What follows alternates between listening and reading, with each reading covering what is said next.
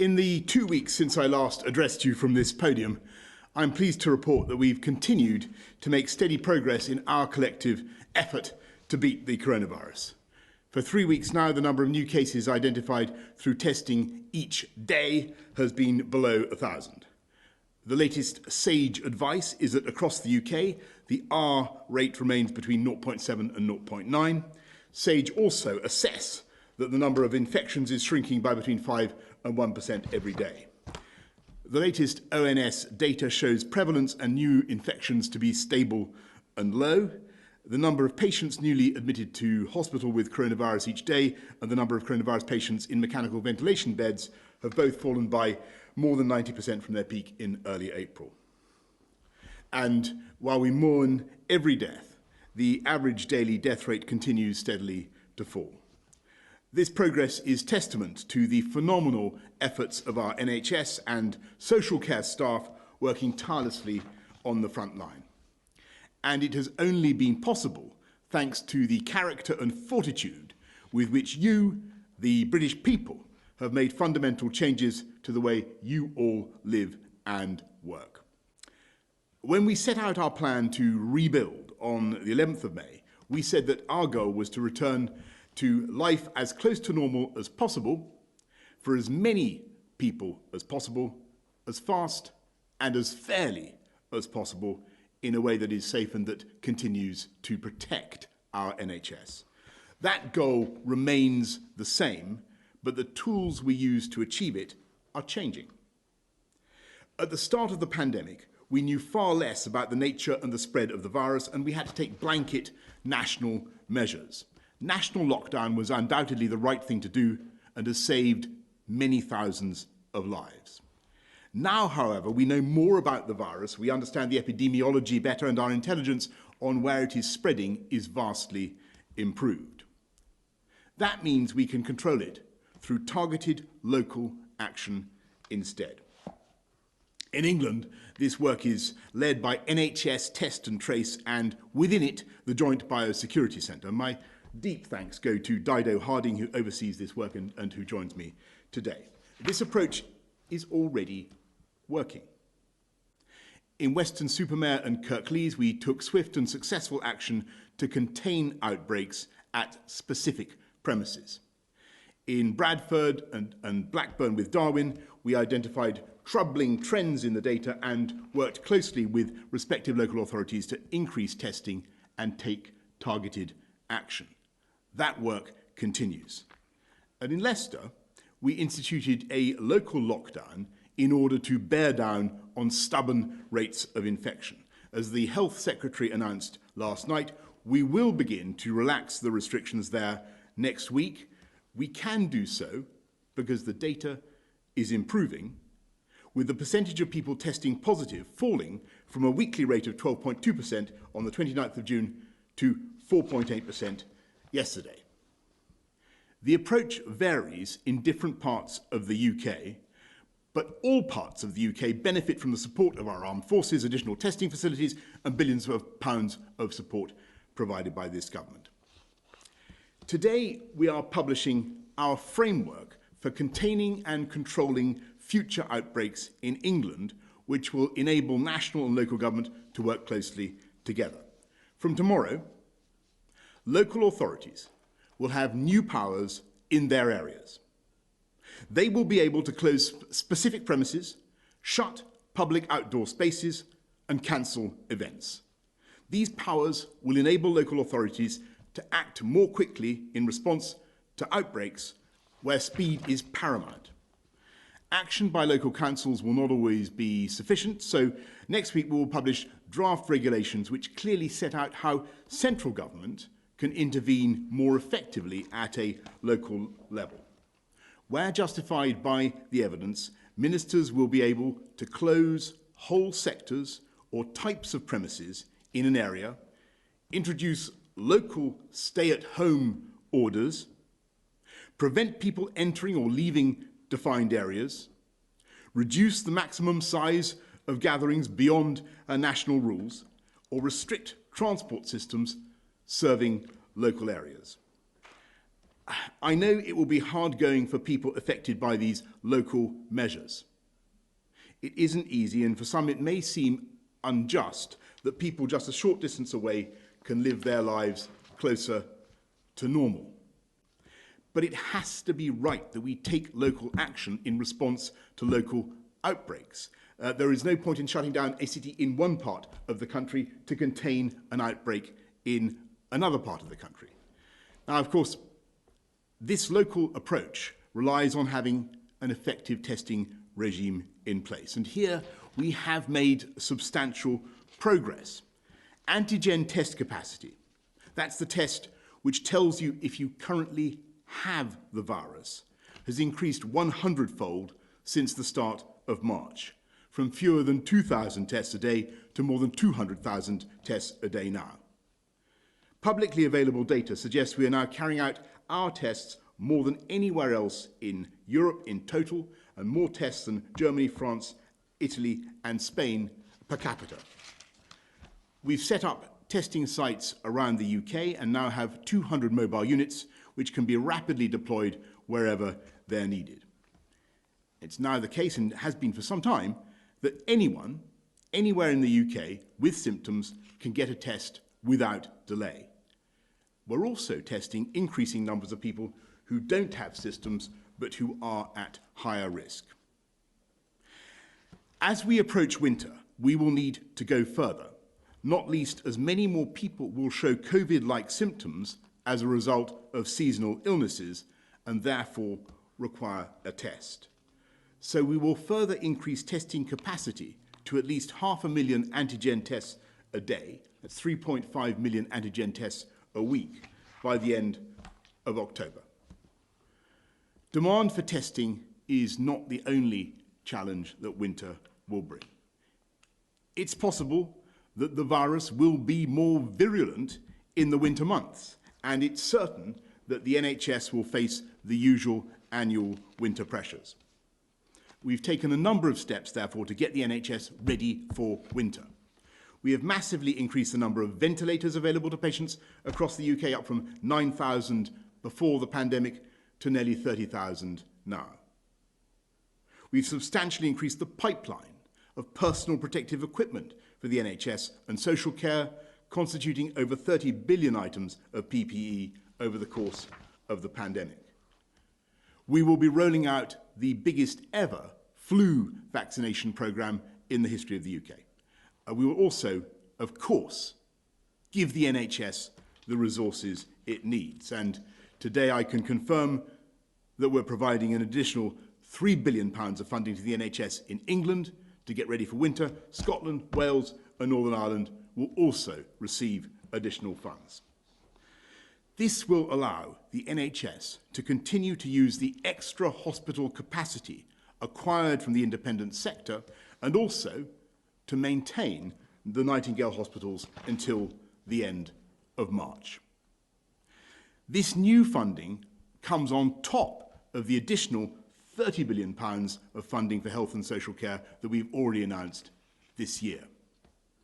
So we're making sure we're ready for winter and planning for the worst. But even as we plan for the worst, I strongly believe we should also hope for the best.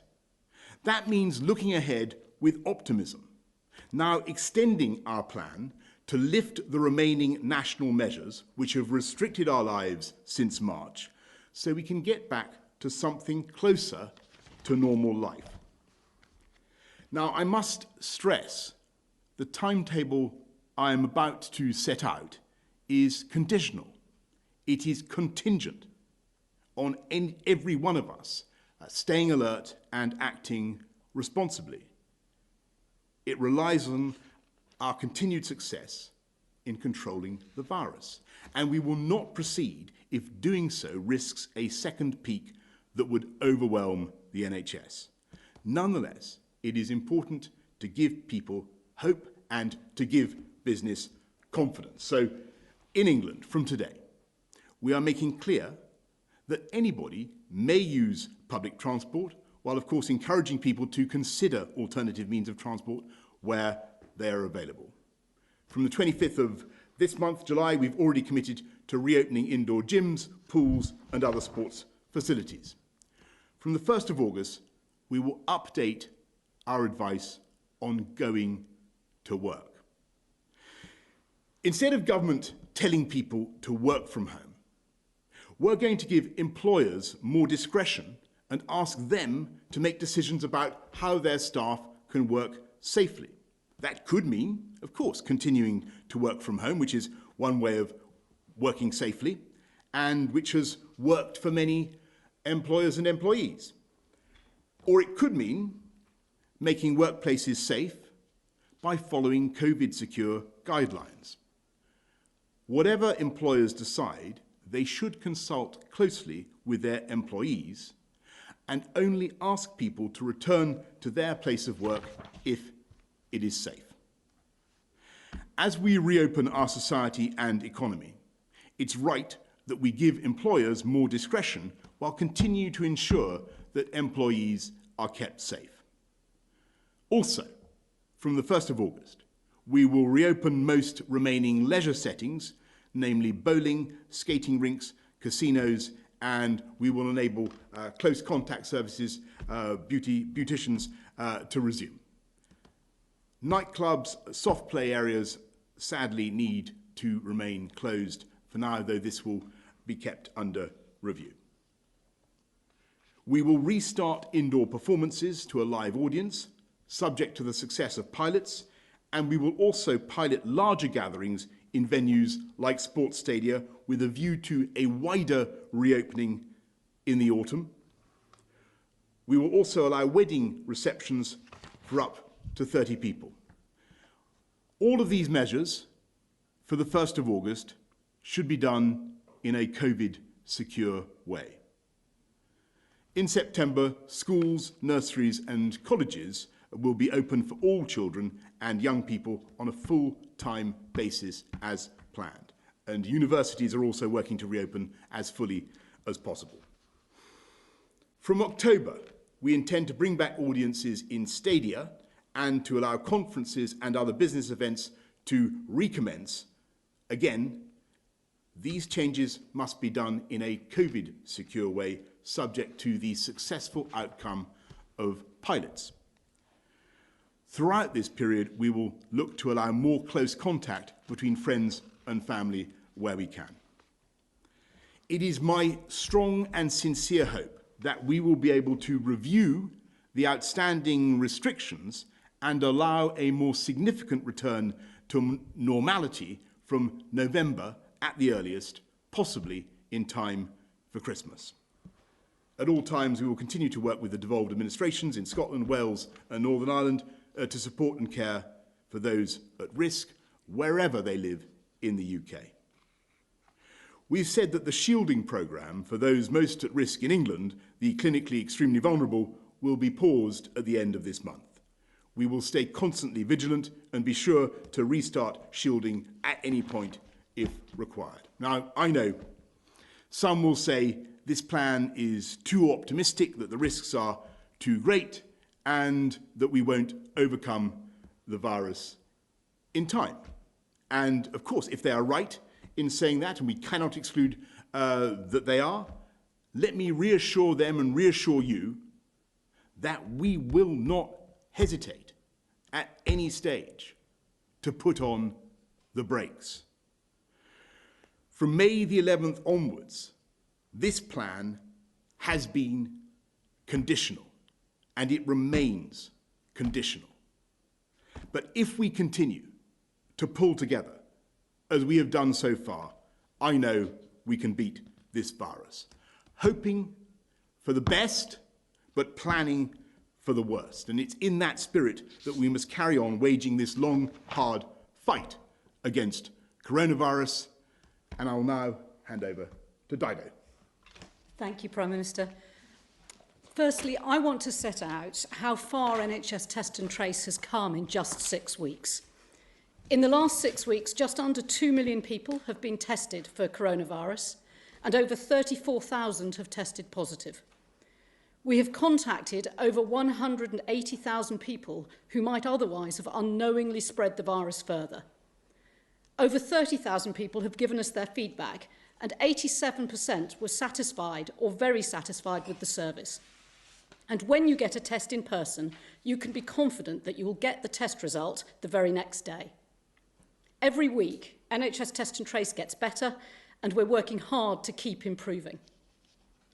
None of this would be possible without the support of the British public, who have come forward to get tested and responded when we get in touch.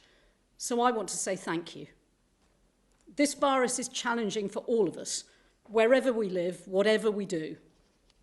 Coronavirus hasn't gone, but it is now under control. And the best way to keep it like that is to work locally together to stop the spread further. Today's Contain framework is all about that. It shows how we will work in partnership with local authorities, Public Health England, the wider NHS, local business and community partners, and you, the public, to take action at a local level. We already have countless examples of this happening across the country right now. In Leicester, hundreds of local council and NHS staff have visited people at home to offer them a test there and then. In Bradford, over 100 community influencers and faith leaders have come together to ensure that everyone has the information in their own language in a way that works for them. And across the country, thousands of pubs, cafes and restaurants are now keeping records of customers so that we can quickly respond if someone gets sick. Each week, over 100 local outbreaks are being successfully managed by local authorities and Public Health England teams and community partners. And this new framework will make it even easier for them to do what's right for their people with our backing and support. There is lots more for NHS Test and Trace to do. We will keep growing so we can offer 500,000 tests a day by the end of October. We will launch an app and backwards contact tracing to find the source of outbreaks. And we will recruit more people to work in local health protection teams. Making sure that NHS Test and Trace is ready for winter is the job for me and my team to do over the summer. But NHS Test and Trace depends on all of us acting responsibly. If you get symptoms, please get a test and help us reach anyone you will have been in contact with. I'm sure that this is how we can best protect our families, friends, colleagues, and our local communities, and all get back to do what we love the best. Thank you. Thank you very much, Dido. And thanks to everything you're doing. Thank you to all your team at NHS Test and Trace. Let's go first to Jane from Mansfield. Her Majesty's Government are preparing for a second wave in terms of securing PPE and looking at capacity in the NHS. Are there things the general public should be doing to also prepare?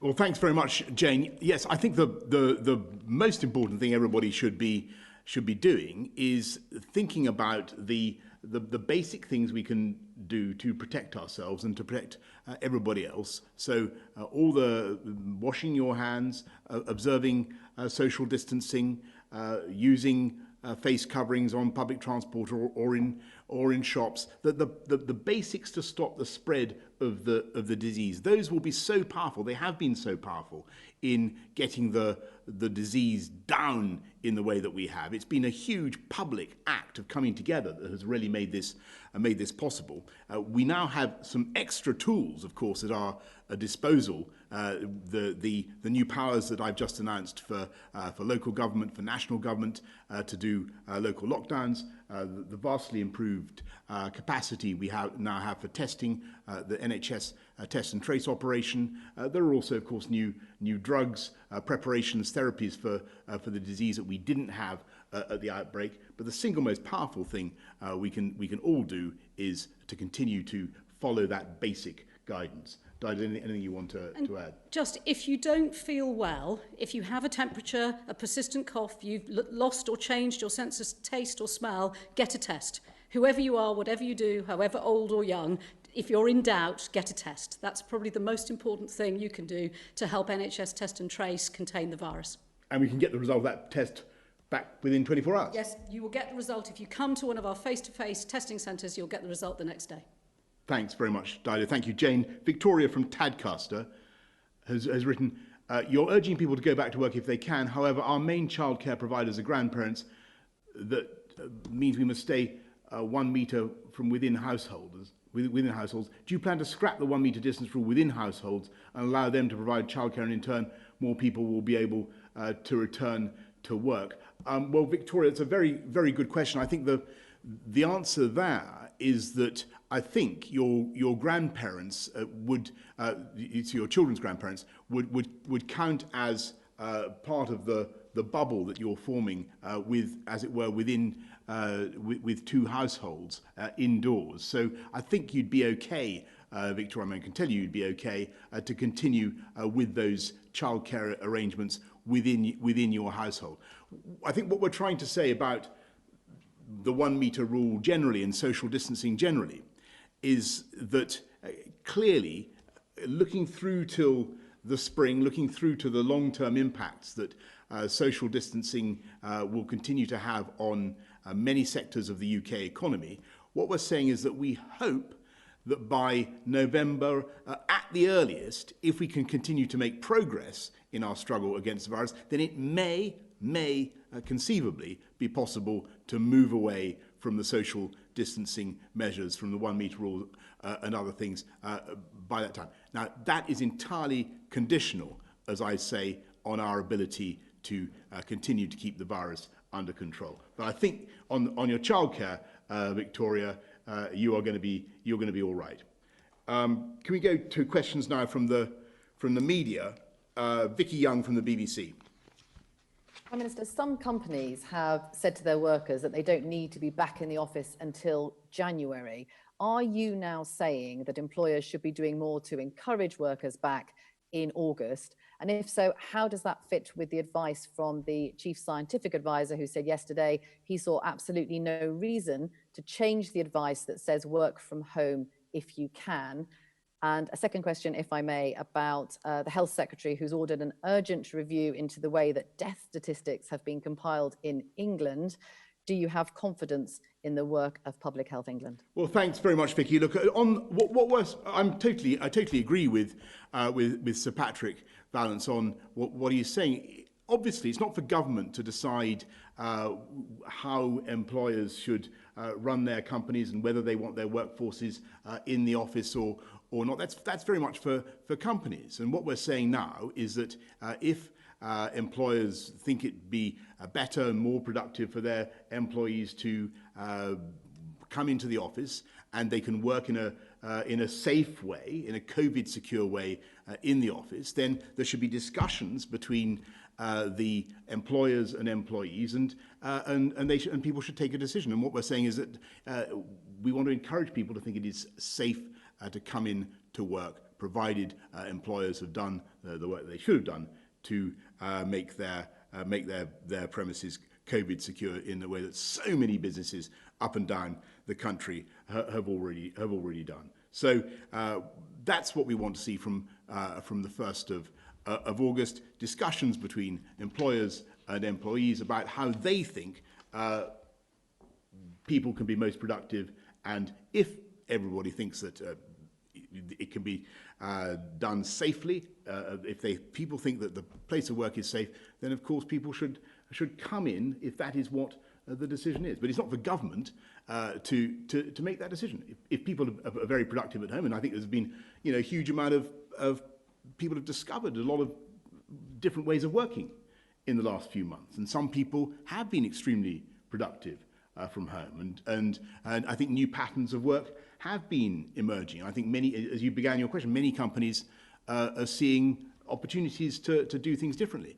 But where employers think it's now time to get people back, and certainly they will want to be seeing people coming back into the civil service here in London, where employers think it's time to come back and it can be done in a safe way, then that is what we think they should be doing. But it's for them and their employees to decide. On the statistics, that I think Matt Hancock is going to be doing a review of those statistics and with Public Health England. Thank you very much, Vicky. Let's go to Beth Rigby of Sky. Thank you, Prime Minister. On the one hand, you've just said that you think the virus could become more virulent as we head into the winter. And yet you're also still easing restrictions as well. Are Sir Patrick and Chris Whitty not here with you today to explain the public health and scientific considerations behind these decisions? Because they are two of the people, to quote you, who believe this plan is too optimistic and the risks are too great. No. Chris and Patrick are I think, giving evidence to the Lords and doing lots of things today. In fact, they briefed the Cabinet earlier on today on these plans. But I must stress that the Chief Scientific Advisor, the Chief Medical Officer, give us advice which we, of course, take very, very seriously. But in the end, decisions are taken by the elected politicians. We have to weigh the advice that we get. And I don't think that our wonderful scientific and medical advisors would want to take those decisions for us. Those are decisions for us to take. And I think people should understand the balance of what we're saying. What we're saying is that where employers decide with their employees that it's safe to come back to work, then people should come back to work, and provided that that can be done in a COVID secure way. Thanks very much, Beth. We're going to go to Carl Dinnan from ITV. Prime Minister, yesterday, as you know, Sir Patrick Vallance said there was no reason to change the advice on working from home. Today you changed it. Has something happened in the meantime that has meant that you can now change that advice? And as you say, that it will now be left up to employers to decide whether or not their employees come. If the government doesn't have a view on whether or not it's safe to work from home or work from the office, how are employers supposed to make that decision? No, sorry, the government certainly has a view about whether it's safe. And our view is whether that it is safe, provided employers have taken the steps that they need to take, which of course will be invigilated by the Health and Safety Executive to make sure that their place of work is COVID secure. If they've taken those steps, if the place of work is COVID secure, then our view is that it is safe. But whether people should go into work, whether they need to go into work, is not something that the government can decide. It is up to employers to decide with their employees whether they think the time has come for them to be more productive in a place of work for a greater portion of the week than staying at home. As I said, Carl, we've learned all sorts of lessons over the last few months about the wonders of Zoom. And muting and unmuting our colleagues and all the rest of it, and it's fantastic. And here we are, communicating in a way we never would have dreamed was possible only a few years ago. It's a miracle. But in the end, human interaction, face-to-face conversations are important. Many businesses tell me that. It's what we're saying is from the 1st of August. If they can talk to their employees, if everybody can discuss it in a serious and grown-up way, if we can be confident that the places of work are COVID secure, which I'm sure we can, then employers working with their employees should be encouraging people to get back to work where that is right for that employee. That's what we're saying. And they should use public transport if they need to, though, of course, where possible, alternative means should also be used. Okay? Thank you very much. Let's go to Jim Pickard of the FT. You're 400,000. How many of those do you want to go back to working in, and when? And for Harding, the Prime Minister said at March that antibody tests were going to be the game changer for the pandemic. The government's ordered 1 million tests. Only 1 million have been done so far.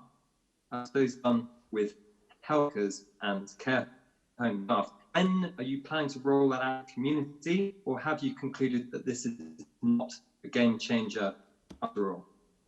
Well, I'll hand over to Dido on the antibody test in a minute. But Jim, thank you. I notice it says your network bandwidth is low, and I apologise for that, because one of our tasks as government is to get gigabit connection for everybody by 2025, and we will be rolling that out. Jim, I'm surprised the FT can't lash out on some proper connections for you, by the way. But anyway, we really do want to improve people's connectivity, because I do think that we've made huge progress, and that actually affects the answer to the question about how many of the 400,000. I think the question was about the 400,000 wonderful civil servants in Whitehall should be coming back.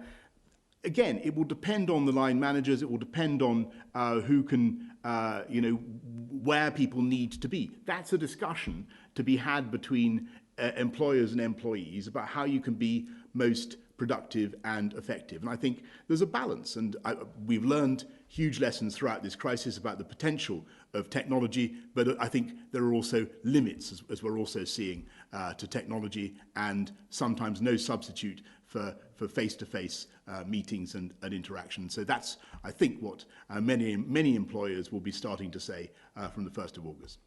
And Dido, on antibody tests, rather similar to the Prime Minister's answer on technology, science also has its limits. So we've tested over 1 million people for the antibody test in health and social care in only a few weeks, continuing to roll that out to people working in the NHS and social care. But at this stage, the science isn't clear enough yet to tell us whether or not the presence of antibodies and the level of antibodies in your blood gives you immunity. And so at this stage, the actual only information that you get from an antibody test is that you have or haven't got antibodies. And we're learning all the time, thanks to all of those health and social care workers participating in the studies and having those antibody tests done. But at this stage, it's too early to be able to say that it is or isn't a game changer. I think we all want it to be. Everyone wants to believe that we will find that sort of silver bullet in the science that means that we know that we're going to be safe, particularly for people who've suffered and been very ill. But at this stage, we don't know that yet, and so there are no plans immediately to extend that antibody testing unless or until the science gives us that answer we're searching for. Yes, and perhaps I should just add that what I intended by that is the game changer is, I think, there are several things that could be game changer. A vaccine would obviously be a game changer, but I also think that test and trace and our ability to detect the outbreaks at a local level in real time, as it were, and the closer we can get to pretty much instantaneous detection of outbreaks, and we're making progress the whole time, the better we will become at preventing a more general outbreak and containing it faster and faster. And so testing and tracking and tracing have got much better in the last couple of months it's been, and I've no doubt that by October, November, when obviously there will be the winter pressures that I've described, it will be even stronger and even more resilient and useful. Can we go to Jane Merrick of the Eye, please? Thank you, Prime Minister. You mentioned November as a landmark month for getting back to normal, and many people, families across the country, will be thinking about Christmas. How optimistic are you that families, including grandparents, will be able to gather around the Christmas table and spend Christmas together?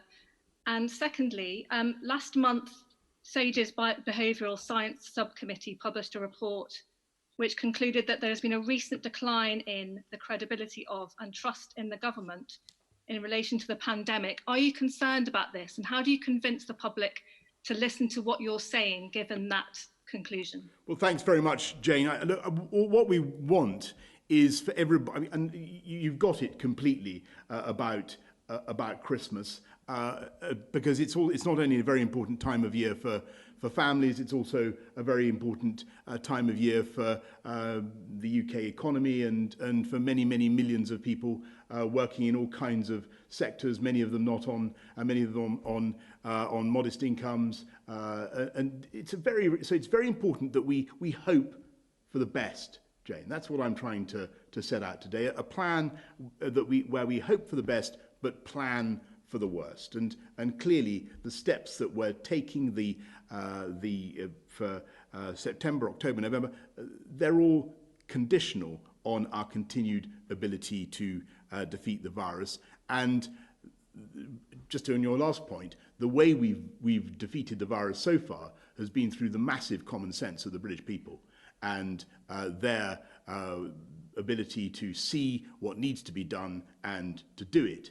And that is how we've reduced the number of deaths, the number of hospital admissions, and have got the virus to the stage it is at. And of course, Jane, if you look at other countries around the world, I must say this in all candour to the British people. They look at other countries around the world, we can see all too clearly what could go wrong if we don't continue to follow the guidance, if we don't continue to keep this thing under control, because plainly this is a very contagious illness, and there are parts of the world where it's continuing to spike. We don't want to see that in this country. We think we have a new panoply of tools that will enable us to fight it.